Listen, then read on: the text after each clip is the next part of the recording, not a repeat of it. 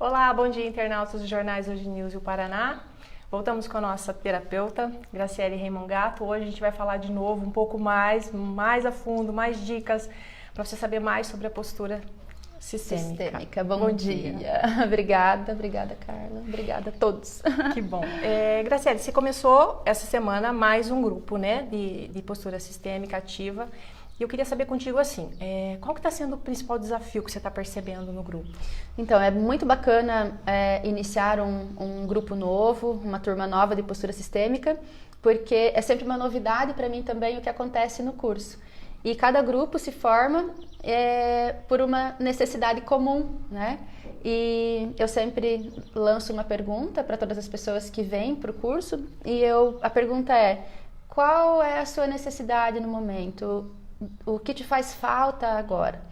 E nas outras turmas eu percebi que as pessoas trouxeram coisas muito pontuais. Falta dinheiro, falta felicidade, falta paz na família, falta parar de procrastinar, né?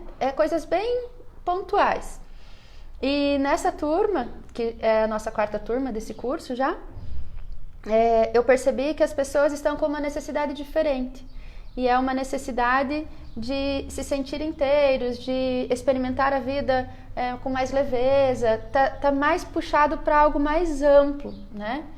E eu achei super interessante esse novo que o grupo está trazendo. É claro que cada um vai ter uma razão para não estar se sentindo assim, né? Mas, no geral, como é que a gente faz para se sentir inteiro? Então, é claro que aqui eu vou dar algumas dicas, porque isso é bem complexo, e durante o percurso do curso eu ofereço, então, uma parte teórica, onde eu, sim, explico o que significam as leis sistêmicas, o pertencimento à ordem e ao equilíbrio, e como nós podemos aplicar essas leis sistêmicas na vida real, no dia a dia, no relacionamento com o marido, com os filhos, com os pais, no trabalho, com os amigos. Tem muitas pessoas que se doam demais nas relações e se frustram justamente por não ser assim, não se sente recompensado, um equilíbrio. Se sente um desequilíbrio nessa relação, ou com o marido, ou até com os filhos, ou nas relações, né, com os amigos, e inclusive no trabalho, porque tem muitas pessoas que se dedicam muito no trabalho e não são reconhecidas, né? E o que a gente traz, então, na postura sistêmica? Quando eu falo da teoria do pertencimento, da ordem do equilíbrio, a teoria é uma coisa e trazer para a prática é outra. Então, as pessoas querem se sentir mais inteiras, mais disponíveis para lidar com os desafios do dia a dia e ainda assim sentirem alegria, sentirem disposição, sentirem felicidade. É muito comum que quando acontece algo que te sequestra, um desafio muito grande, a energia baixa. Só que conforme a gente vai compreendendo qual é a nossa estrutura interna, mesmo naqueles dias que você tem desafios intensos, você ainda tem uma motivação para conseguir continuar e tem uma sensação interna de felicidade. Percebe? Então, para mim, esse é o suprassumo da postura sistêmica, é isso. Porque mesmo naqueles dias que são muito, muito, muito difíceis ou muito desafiadores, você está pacificado por dentro. Tá? Então, quando as pessoas falam, eu quero me sentir mais feliz, eu quero me sentir mais inteiro, a gente precisa entender o que significa se sentir inteiro. E aí eu vou trazendo o conteúdo, claro que de acordo com a necessidade do grupo, e trazendo o conteúdo teórico e a prática. O que eu preciso fazer então na prática para me sentir mais completo, mais inteiro? E aí entra a pergunta: quem sou eu? Quem é você? Quem é a Carla? Né? Quer dizer, para começar isso você precisa se conhecer. O primeiro momento quem sou eu aqui e agora? Quem sou eu nesse exato momento da minha vida? Né? Quem sou eu? Então, se eu pensar nisso, eu posso falar, eu sou uma mulher que eu gosto da vida, eu tenho habilidade de falar bem com as pessoas, eu me dou bem com as pessoas, e eu posso pensar, mas eu também não tenho um relacionamento muito legal, porque os relacionamentos para mim não dão certo, e eu posso começar a identificar quem eu sou nesse exato momento. E esse é o primeiro passo. Quem sou eu, aonde eu estou agora? Mas assim, te cortando um pouquinho, geralmente quando faz essa pergunta, quem sou eu ou quem é você, a gente costuma se apresentar diferente, né? Você coloca seu nome e a sua profissão. Pois é. Então, nada sistêmico. Né? Essa resposta não é nada sistêmica, ela é totalmente mecanicista cartesiana, né? Que é o jeito que a gente aprendeu tenta a sempre lidar. encontrar a nossa função. Não exatamente quem a gente é, mas qual que é a nossa função. Isso. E se eu for filha de alguém importante, ou de uma família importante, pode ser que eu fale, eu sou a Graciele, filha do fulano. E aí, tipo... Quer dizer, um desajuste gigantesco. Isso. E se o meu pai não for um fulano conhecido, eu vou falar quem eu sou, qual é a minha profissão, e eu vou falar, Deus me livre se as pessoas descobrirem de quem eu sou filho. Percebe? Tá vendo como é comum isso e como é impactante? Para quem não conhece as leis sistêmicas não percebe o impacto disso, mas para quem conhece já percebe o quão grave que é essa violação. Tanto quando eu digo eu sou filha do fulano de tal, tanto quando eu digo Deus me livre se souberem da onde eu vim, por exemplo. E tanto uma afirmação quanto a outra vai ter uma consequência bem desastrosa, porque quando a gente olha com os óculos sistêmicos de novo, quando eu digo eu sou filha do fulano de tal, aquilo que o meu pai ou a família dos meus pais construíram não é meu, né? Não me é de direito usar isso que ele é para benefício próprio, ainda mais para impactar as pessoas, tá? É diferente de eu me posicionar de uma maneira, sim, esse é o meu pai, essa é minha mãe. É muito diferente. E quando eu digo Deus me livre se eles descobrirem de onde eu vim, eu estou violando completamente o pertencimento, estou excluindo aqueles que são tão importantes na definição de quem eu sou. Então, autoconhecimento, né? O que significa autoconhecimento? O que significa descobrir quem eu sou? Autoconhecimento eu defino por saber quem eu sou, no sentido de quem está aqui, quem está aqui, quem é o meu pai, quem é a minha mãe, não para os outros, para mim mesma. Eu preciso responder para mim quem eu sou.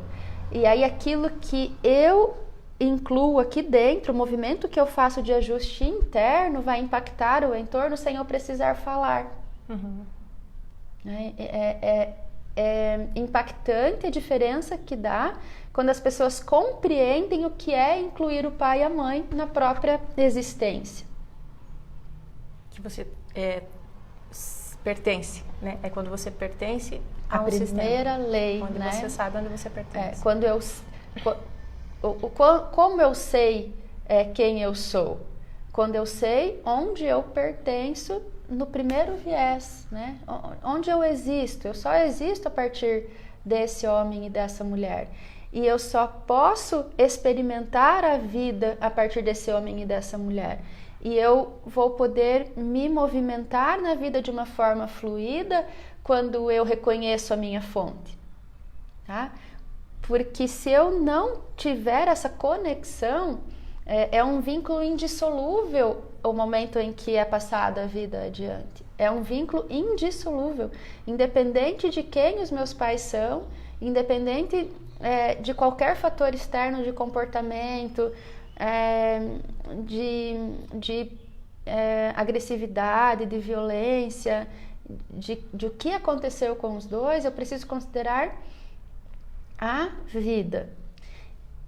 E se você tiver uma situação desafiadora em relação aos pais, é preciso reconhecer isso também, porque essas leis sistêmicas não são leis que a gente enfia a goela abaixo e passa a trazer o pai e a mãe para o convívio, por exemplo, mesmo tendo um desajuste grave lá atrás. Esse ajuste, ele é num outro nível, não é esquecer tudo, apagar o que de mal aconteceu e trazer os pais para o convívio, né? Eu preciso saber qual é a distância segura entre eu e os meus pais, tendo pais funcionais ou disfuncionais. Percebe como são tantas informações, tantas informações. Então as pessoas não precisam achar que agora vão ter que trazer os pais para dentro de casa, mesmo se eles não forem boas pessoas. Precisa trazer para dentro do coração só. Uhum. Quer dizer, em um momento você precisa sentir, em outro momento você precisa raciocinar. Isso. É harmonizar o conhecimento com o movimento interno e a ação, né?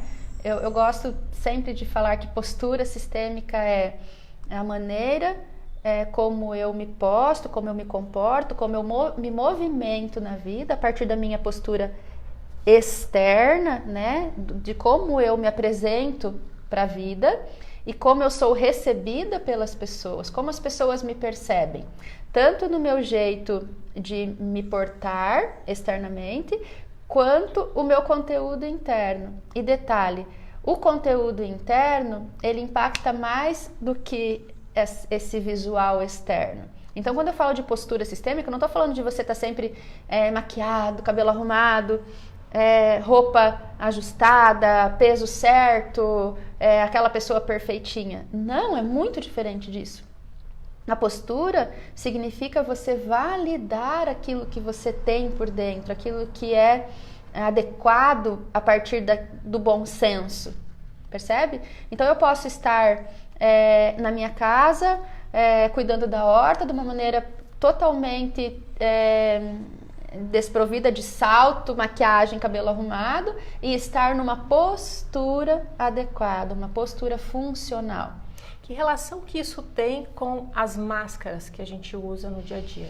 Ai, muito bom isso. Então, eu vou voltar na minha própria experiência, né?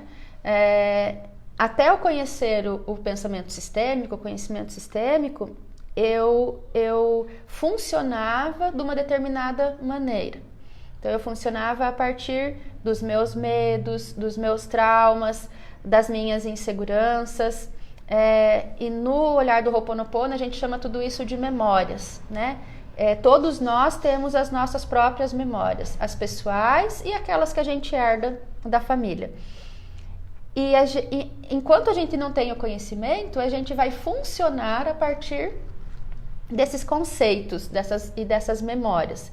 Junto com isso vem o que é comum socialmente falando, o que é adequado no grupo onde eu convivo. Então, se eu tiver um grupo de amigos e eles funcionam de determinada maneira, é bem comum que eu vou me comportar como eles. E assim a gente vai vivendo a vida. Antes de eu conhecer o pensamento sistêmico, então eu funcionava muito com o que era socialmente aceitável e, claro, que de acordo com aquele conteúdo interno de memórias e de traumas que eu tinha, que são meus, né? Que eram meus. Quando eu conheci o pensamento sistêmico, eu percebi que eu tinha um esforço muito grande para manter uma aparência de estar sempre feliz. Eu buscava muito a validação pelos outros, eu precisava ser aceita, eu precisava ser aceita, eu precisava ser aceita. Se eu saísse num lugar e as pessoas não falassem, nossa, como você tá bem, nossa, como você tá bonita, eu ia para casa de certa forma frustrada, mas eu não percebia isso. Eu percebia que tinha dias que eu ficava mais quieta e recolhida quando eu voltava de um lugar, de uma festa, de um almoço, de um encontro, e tinha dias que eu voltava super de bem. E aí, quando eu conheci esse pensamento sistêmico, eu me dei conta que eu ficava bem quando eu era validada. todas as pessoas necessitam da validação. Todas as pessoas necessitam ser aceitas e se sentir pertencentes. Absolutamente todas as pessoas. Mas quando eu já tenho essa informação interna, isso não é mais, passa a não ser mais uma necessidade de aprovação de todas as pessoas com quem eu estou convivendo. Quando aqui dentro está ajustado onde eu pertenço, de onde eu vim, quem eu sou, essa informação ela impacta. Então eu não vou mais ter medo de não ser aceita. Então o meu comportamento, ele é a partir daquilo que tem dentro. Quer dizer, quando você passa a se aceitar. Isso, quando eu passo a ter consciência da informação de quem sou eu. Aí, de novo, na minha própria história, eu nunca tive problemas com os meus pais, eu sempre tive apoio deles, eu sempre fui nutrida de muitas oportunidades e mesmo assim eu estava desconectada da fonte, eu estava desconectada deles. Aí você pode perguntar, nossa, mas como assim? Como que você se dava bem com os pais, você teve uma vida apoiada por eles e mesmo assim estava desconectada? Porque a tristeza que eu sentia era desconexão, a culpa que eu sentia era desconexão, o medo de não ser aceita era desconexão. Então, a minha história pessoal, mesmo sendo apoiada pelos pais, eu já falei isso numa outra live, não garante a minha conexão. Se tem uma pessoa que não foi criada pelos pais, ou que foi violada pelos pais de alguma maneira enquanto criança, isso não diferencia ela de mim de estar mais ou menos conectada, porque é um outro viés que valida a conexão. Né? Então, quando eu olho para a minha história, os meus traumas me desconectaram dos meus pais. E quando eu olho para as minhas próprias memórias, crenças e os traumas, o que mais eu experimentava era um sentimento de culpa. Tá? E isso eu criei esse estado interno e essa ideia de culpa em função de algumas circunstâncias que aconteceram na minha vida. E é muito comum que as pessoas tenham memórias de medo, tá? Memórias de culpa e memórias de escassez. Medo, culpa e escassez é o que é mais comum na vida de quase todas as pessoas, porque são memórias que são arcaicas, né? Então, no meu caso era a culpa que era mais forte. E o que acontece com alguém que é culpado? Alguém que sente culpa não consegue se sentir merecedor. Percebe? É tão óbvio. Então, mas isso você também acredito que sofra influência do próprio meio, porque, por exemplo, você falou assim, mas eu tive uma infância legal, os meus pais sempre me apoiaram, né? Me deram tudo e tal. E é muito comum a gente ouvir assim, você viu o que aconteceu com fulano? Nossa, mas ele tem uma família tão boa, como isso, né? E quando alguém tem um comportamento desajustado, a gente fala assim, mas também, né, com aquela família. Isso. Quer dizer, a gente valida o comportamento pela situação da família. E não necessariamente a pessoa que tem uma condição, né, que aparentemente normal, parece assim, não, você tem que ser perfeito, né? Porque você teve uma estrutura familiar. Então, todas essas percepções, elas têm com base um julgamento do que é socialmente construído, né? Qual é a cultura da sociedade onde a gente vive? Ela norteia esses julgamentos padronizados. A gente está o tempo todo recebendo essa informação, Isso. né? Então, como, Gra, você sempre foi uma pessoa que aparentava ser tão bem, sempre tão alegre, tão disponível. As minhas amigas falam, nossa, você que levava o povo para cima, você que era animada da turma. Sim, só que eu descobri que eu tinha um esforço muito grande para manter aquele nível de estado aparentemente estar bem, tá? Então, aí você fala, nossa, mas os seus pais eram tão presentes, né? Como você pode ter essa nuance de tristeza profunda, de culpa, de não merecimento? né? Porque existe um conteúdo que a gente está alinhado também, que ele é oculto, ele não está perceptível pela consciência, mas inconscientemente nós carregamos todo o conteúdo de todo o nosso sistema. E se eu falo assim, o meu sistema realmente é pesado, eu vou cortar aqui e o que ficou para trás ficou e eu vou seguir a minha vida daqui. Você pode até tentar e pode até funcionar por um tempo, mas existe uma consciência maior que não permite. Então, nessa consciência maior existem leis que não permitem violar as conexões fundamentais, esses vínculos, né? Não permite exclusão, não permite desordem. O que é desordem? Quando eu digo meu pai não presta, eu estou dizendo eu sou tão melhor do que ele. Então, automaticamente eu me posiciono num lugar maior. Desordenou. Tá? Aí, trazendo um pouco para a vida real. Mesmo eu tendo essa vida socialmente boa, né? Socialmente considerada uma vida muito bem apoiada, e realmente foi, eu violava com a minha mãe. Por quê? Eu queria sempre ajudar a minha mãe, eu queria sempre resolver por ela, eu queria sempre dar o conselho certo, eu achava que eu sabia mais do que ela. E isso não é um comportamento incomum, né? Claro. É um comportamento muito comum no sentido de fazer por amor. Não era fazer porque eu achava que ela era boba, era fazer por amor. E independente do motivo pelo qual eu faço e eu me coloco superior, né, entre aspas, esse superior, é violação.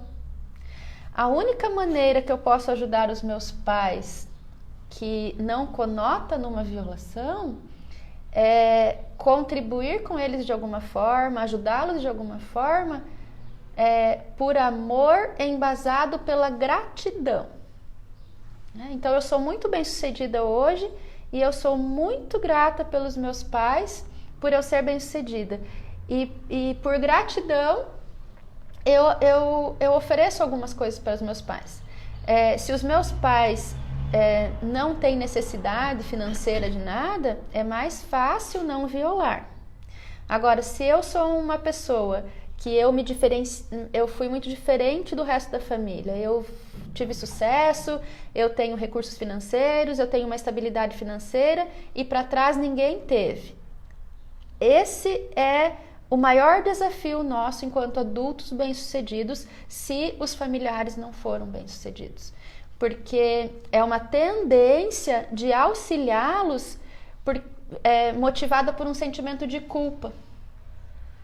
Ou motivado por um movimento de, meu Deus, eles não têm, de pena ou de culpa, ou de querer fazer por.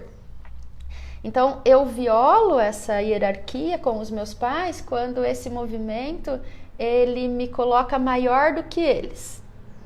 Daí eu saio do meu lugar de filho sempre é menor, e me coloco num lugar maior como o provedor. Vai ferrar. Tá? Agora, como eu faço esse ajuste? Eu preciso encontrar um ajuste interno onde eu auxilio, mas eu permaneço menor. Você continua no seu lugar. Como fazer isso, né?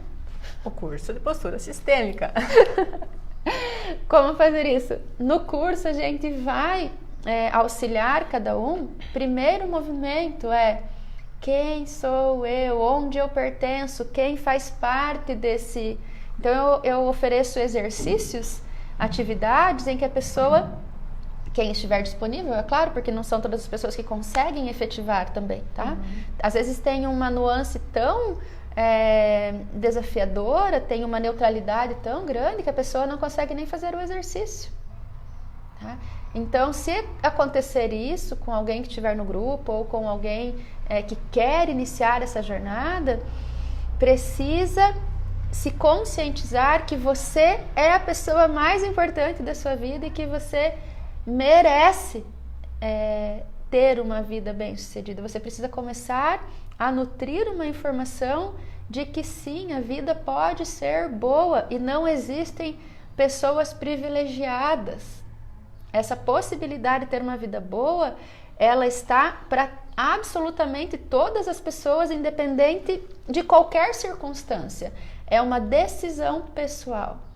Ser bem-sucedido é uma decisão pessoal. E não importa o buraco que a pessoa esteja, não importa onde você se encontra nesse momento agora, é possível a partir de uma decisão pessoal. Tem um preço?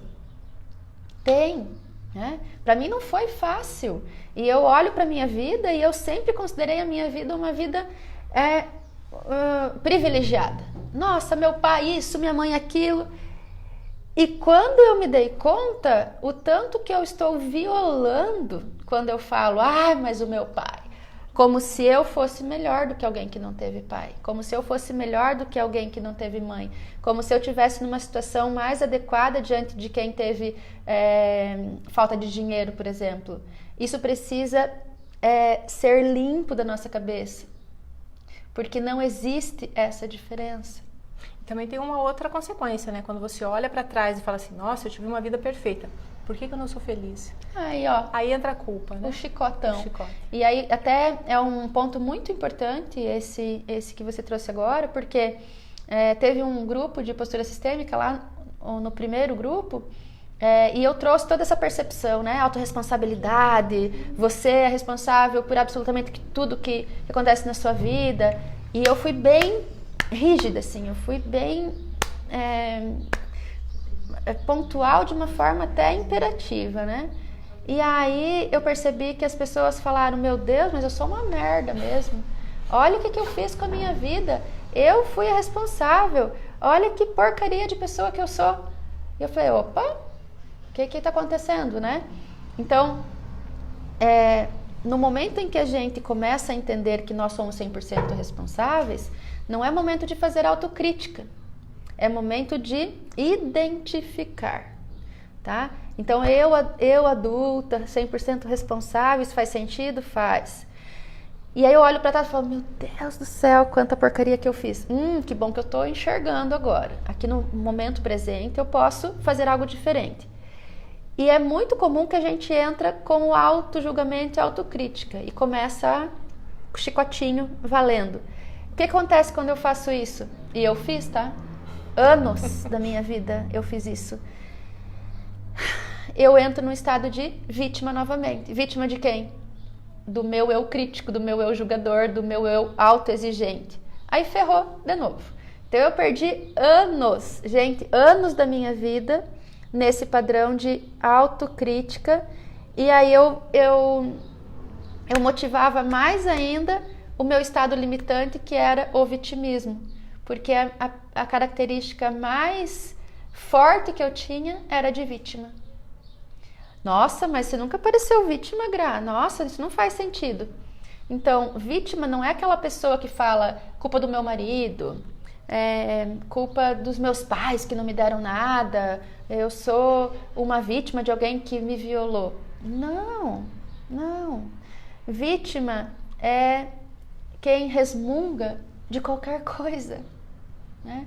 Então, vamos dizer que a manicure comeu um pedaço da minha cutícula e me machucou. Aí eu chego em casa e falo, Carla, você não sabe o que aconteceu. Olha só, olha o que aquela mulher fez. Meu Deus, tirou um bife do meu dedo. O que eu tô sendo? Vítima da manicure. Quem pegou o carro e foi lá fazer a unha? Fui eu. Quem escolheu ela como manicure? Fui eu. Não tô falando da minha manicure, tá? Que ela é ótima. Não tira bife. Mas eu tô dizendo que tem coisas do dia a dia, tem situações banais que faz com que nós nos comportemos pontualmente como vítimas. E a gente nem se dá conta, a gente não se dá conta. Se eu reclamo do buraco da rua, estou sendo vítima do buraco da rua. Se eu reclamo que, nossa, tá tão seco, né? Tantos dias que não chove, eu sou a vítima do tempo, do clima de Deus, né? Então, a gente precisa se tocar que a autorresponsabilidade é muito, muito, muito mais amplo e mais desafiador que a gente imagina. Não é fácil. Uma pessoa que é bem-sucedida não significa que ela é autorresponsável a ponto de não ser vítima. Percebe? Ah, eu não, eu sou responsável, eu cumpro com o meu dever, eu faço o meu trabalho, eu sou uma pessoa que eu valido a minha responsabilidade. Mentira. Não significa só isso, não é que é mentira que a pessoa não é responsável. Mas não ser vítima é muito maior do que isso. Significa sair completamente do julgamento. Tá? E a gente percebe, essas percepções vão vindo com o tempo, quando a gente vai trabalhando, né, com a constelação e atendendo as pessoas, que é muito comum que a pessoa que é autocrítica, a pessoa que julga demais, que tem muitas pessoas que são julgadores severos, né, e ainda são bem-sucedidos, mas são, né, vivem reclamando, vivem na exigência. São pessoas que estão rompidas com a mãe. Tá? Então a gente vai percebendo quando o julgamento interno vai cessando, é sinal que a conexão fundamental com a mãe está começando a acontecer. E assim, é tudo muito tênue, né? Porque uma autocrítica te faz melhorar, mas é diferente de uma autocrítica que te derruba, por exemplo. Isso, porque se eu olho para você e eu falo, Carla, como a gente pode melhorar aqui? E você me fala, olha, eu acho que você tem que ter uma postura assim, ou você faz isso, ou você faz aquilo. E eu falo, ai, credo, né? Nossa Senhora. E eu trago pro pessoal isso. Se eu me abro para receber uma opinião sua, eu vou pegar a opinião sua e falar assim, com isso eu vou melhorar, né? Teve uma vez que a gente organizou um curso aqui e eu perguntei para a pessoa que veio dar o curso, eu falei, tem algo que a gente possa melhorar, né? E ela pontuou coisas assim, num nível de exigência que eu falei, nossa Senhora! E aí eu pensei na estrutura que ela tinha, né? Falei, nossa, mas lá onde ela dá curso sempre, no próprio espaço dela, não é assim, porque ela tá tão exigente aqui no meu espaço, né? E eu senti E aí, junto com isso, veio a percepção da autorresponsabilidade. Então, qual é o meu objetivo? Eu quero ter um ambiente precioso, eu quero ter um ambiente acolhedor, agradável, eu quero que as pessoas cheguem aqui e se sintam tão confortáveis e com tanta apreciação que elas nem querem ir embora. E foi isso que eu informei para ela quando eu pedi se tinha algo que pudesse melhorar. E quando ela me disse, eu me posicionei como vítima no primeiro momento, e no segundo momento eu falei, é claro que eu vou tomar isso para mim, eu deixo ela com o que é dela e eu trago para mim e eu vou fazer o melhor que eu posso, né? Porque tudo pode melhorar.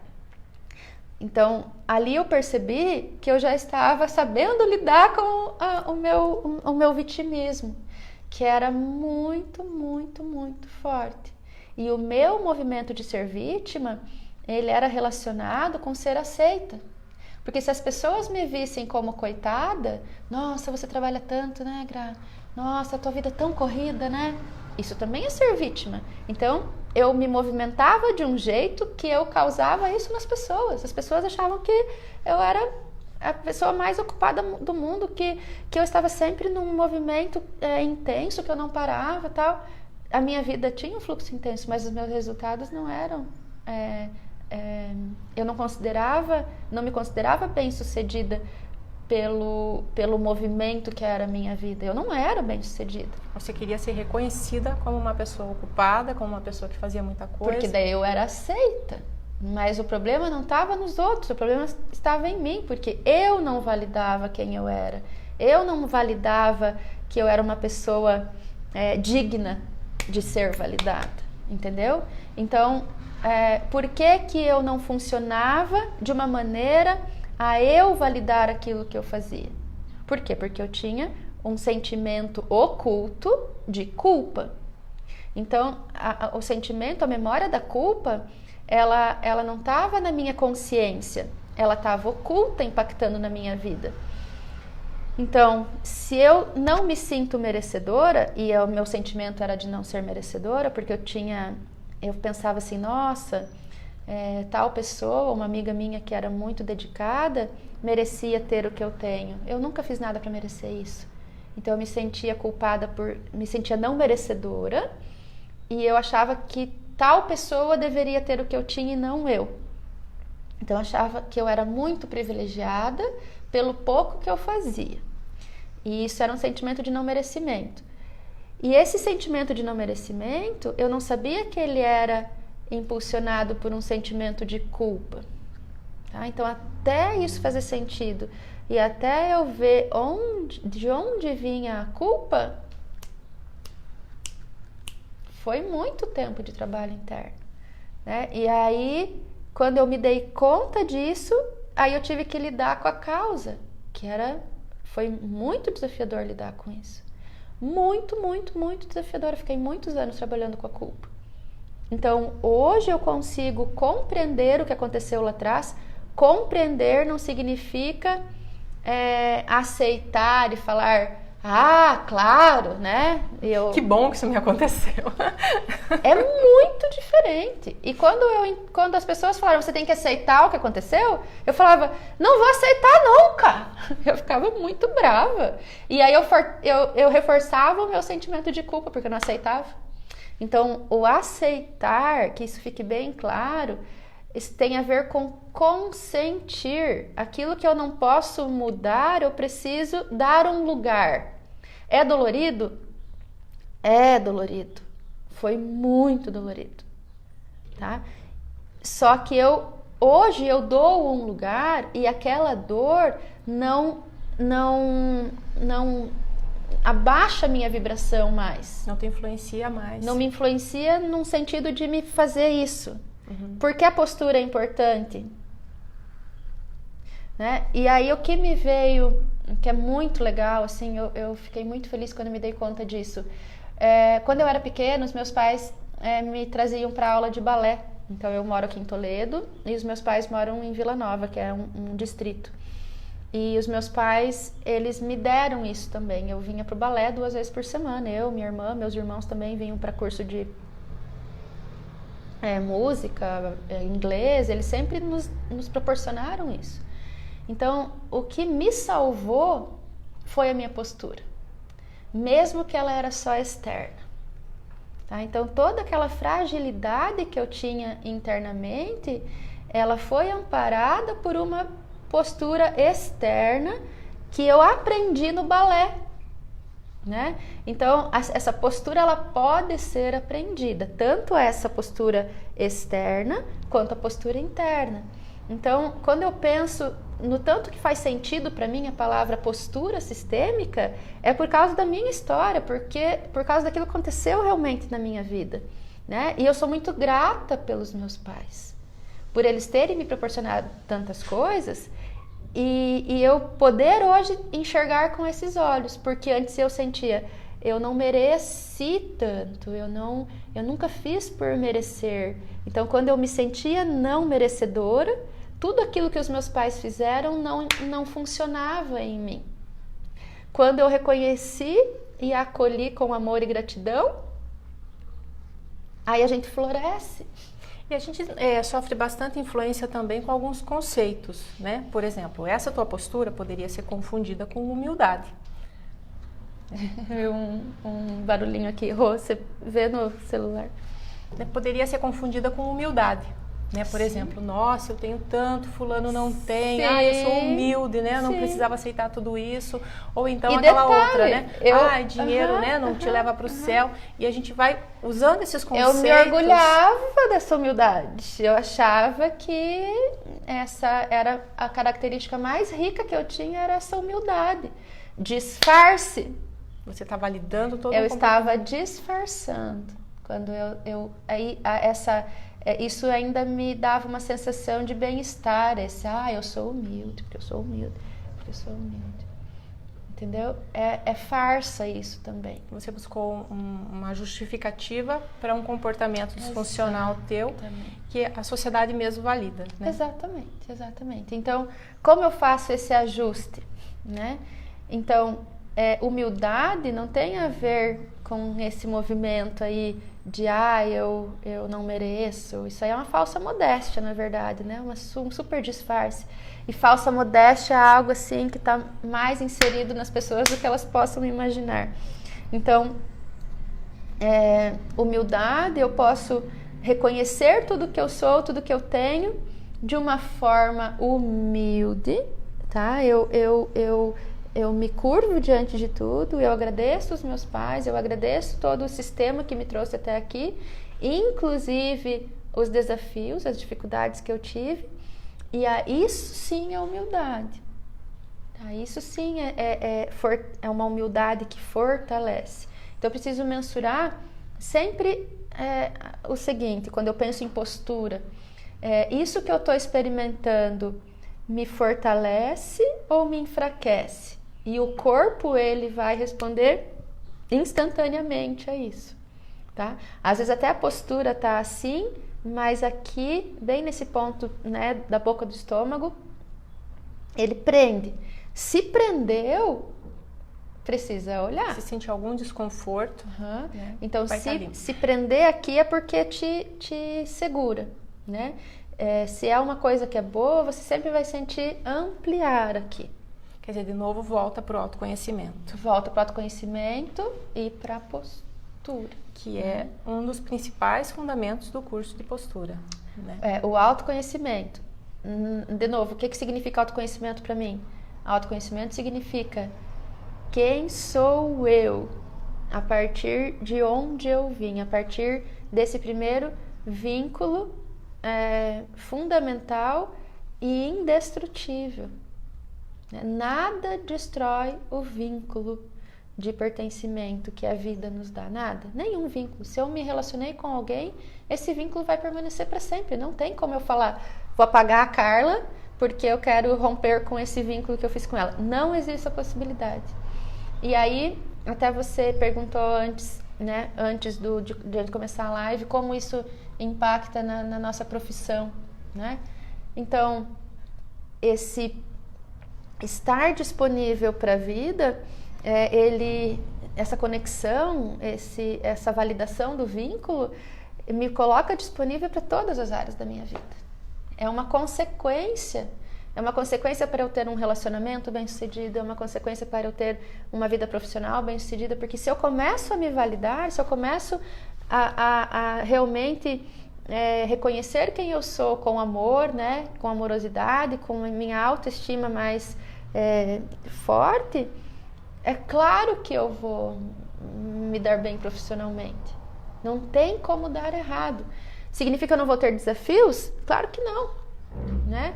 Cada parte da nossa vida, cada circunstância que a gente experimenta vai pedir um posicionamento, né? Então, se eu tenho um plano e eu quero subir na minha carreira, o que eu preciso fazer para ter?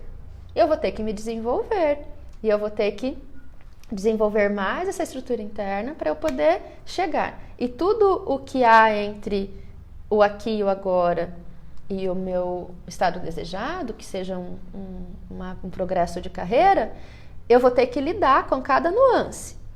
E aí a diferença é que eu vou estar com mais potência para lidar com esses obstáculos, né? Os obstáculos sempre vão existir.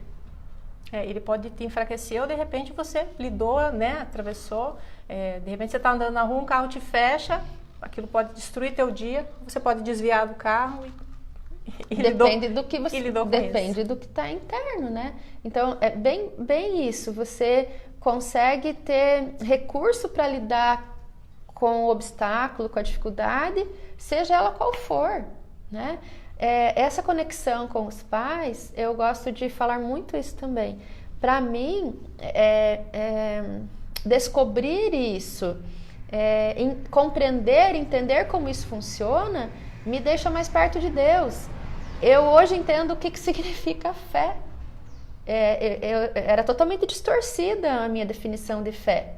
A minha definição de fé era distorcida, a minha definição de liberdade era distorcida, a minha definição de ser bem-sucedida também era totalmente... meu Deus, não tinha fundamento, né? E aí, com esse percurso, eu consegui entender tantas coisas e hoje eu consigo me sentir mais próxima de Deus, eu consigo saber o que é realmente a fé, esse confiar. E aí isso está ligado muito com a física quântica, com a lei da atração e com essa... Está muito na moda de falar que nós somos co-criadores, né? Eu não entendia isso. Como que eu posso ser responsável por co-criar uma coisa física, um carro, uma casa, sei lá o que é o desejo da pessoa, uma bolsa cara, ou sei lá o que é o desejo da pessoa, né? Como eu vou co-criar isso? Então a gente começa a compreender tudo isso. Isso é assim, por exemplo, automático, você aprendeu uma vez, está conectada, não rompe mais? Ou esse rompimento ainda tem chance de acontecer? Então, eu adoro essas perguntas, meu Deus. Postura sistêmica ativa. Então, eu não vou lá e faço um movimento na constelação, ou agora na postura sistêmica e eu tomo os meus pais. Tomei meus pais, agora, né? Vou para a vida. Não. Né? Postura sistêmica ativa. Todos os dias eu preciso estar nesse movimento de inclusão, de ordem, de equilíbrio. Então eu trago para toda a minha experiência de vida esse conteúdo, esse conhecimento como uma filosofia de vida. Não tem outro jeito a não ser trazer para a experiência absolutamente com todas as relações. Então, é um movimento contínuo. Bert Hellinger diz, ele fala, quando me perguntam como eu estou, eu digo, cada dia um tanto mais completo. Então, o que significa isso? Se eu tenho uma fonte, né? Até eu estou fazendo uma fonte lá na minha casa, justamente como arquétipo disso. E essa fonte jorra água para cima, então ela jorra e ela cai numa parte, daí ela cai em outra, sabe aquelas fontes romanas? Se eu desligo aqui, o que acontece com o resto das partes onde daqui nutre, né? É um efeito cascata. É um efeito cascata. Aqui vai terminar e aqui vai terminar, só uma questão de tempo. Então, se eu interrompo esse fluxo, como, já jorrou água que chega. Já encheu. É só uma questão de tempo. Então, é o exemplo ideal para a gente entender que esse fluxo de conexão com os nossos pais precisa ser contínuo. Então, a gente precisa trazer isso para uma postura de vida contínua. Postura sistêmica ativa. É contínuo, é um movimento contínuo. Por isso que é tão desafiador e por isso que a gente precisa continuar se nutrindo do conhecimento. Não são esses 10 dias do curso de postura sistêmica que vão salvar a vida de ninguém. Isso é uma pitada do que é necessário para que a vida possa fluir de uma maneira mais saudável, realmente fluida, sabe? Então precisa ter uma decisão, precisa ter uma disposição para fazer o que é necessário. Essa parte mais desafiadora. E precisa ter um pouquinho de amor próprio. Um mínimo de amor próprio que tiver, ou um despertar que a vida pode ser boa, já é suficiente para dar o start. É uma ferramenta para você perceber que dá para viver melhor. Quer dizer, dá para você se sentir inteiro, se sentir bem sucedido, né? E a cada dia você tem que estar disponível porque vai vir mais coisa. Sim. É uma coisa que não acaba mais. Quando vem essa paz? Eu quero... como que é uma palavra que eu gosto de usar? Não é paz eterna. Sabe quando morre alguém? Como a gente fala? Descanso eterno? Não. Tem uma outra palavra que diz, agora a minha vida tá, né? Morreu. Essa paz, definitivamente, né? Ela é um estado de morte, né? De morte em vida, daí porque não existe. Quando o marido fica perfeito, ele perde a graça. Quando o trabalho fica perfeito, ele perde a graça. Quando eu consegui absolutamente tudo que eu queria e eu não tenho mais desejos, o que me motiva para a vida? Não tem graça. Então, é o desafio que nos motiva e a gente fica numa expectativa de que, quando eu tiver a minha casa, então eu vou ser feliz. Quando eu tiver aquele sofá e aquela cama e aquela cortina, daí sim. Aí você compra a cortina, você compra o sofá, você compra o carro e você percebe que aquela sensação de vazio não foi embora. Acorda. Se vocês sentem isso em alguma situação da vida, precisa encontrar o que internamente está vazio, porque o externo não vai suprir essa necessidade, não vai preencher o vazio, nunca. A gente já sabe disso, só que a gente fica caindo na mesma armadilha todo dia, como se tivesse fora aquilo que nos faz feliz. Por isso que é preciso fazer rivalidades todos os dias. Postura ativa, postura sistêmica ativa. Esse curso que a 4ª turma agora começou na segunda-feira. Quem tiver interesse pode entrar ainda ou aguarda a próxima turma? Como é que funciona? Nossa, hoje é quarta-feira, só se estiver muito disponível. Só se estiver muito afim de pegar todo o conteúdo de segunda, terça e quarta. E o de hoje. E o de hoje porque precisa digerir, precisa... sabe quando a gente come alguma coisa e precisa metabolizar? Porque você não come e o negócio sai, né? Tem todo um funcionamento do organismo que metaboliza. E o conhecimento sistêmico ele é assim também. Então, quem tiver vontade de entrar nessa turma vai ter que estar muito disponível. Senão espera para a próxima. Pode acompanhar nossas lives, né? Sim. Pode acompanhar as colunas também, né? Todo domingo. E mandar pergunta. Claro. Compartilhar alguma experiência, alguma sensação. Estou super disponível para contribuir. Tanto no Facebook quanto também pessoalmente, né? A gente disponibiliza os números de telefone, pode mandar as mensagens sem se identificar, se for o caso, né? Estou muito disponível, vou adorar receber perguntas e poder contribuir de alguma forma. Que bom, Gra, foi novamente um prazer, obrigada, um aprendizado. Acho que todo mundo que vai assistindo vai, nossa, isso aqui faz sentido, isso aqui, né? As fichas vão caindo. As fichas vão caindo, né? Muito fiozinho que vai se ligando de novo e a gente vai percebendo, né, que é possível ter uma vida mais tranquila, mais feliz, talvez plena. Sim, essa plena aí que é a palavra que eu queria antes. Olha, veio a palavra.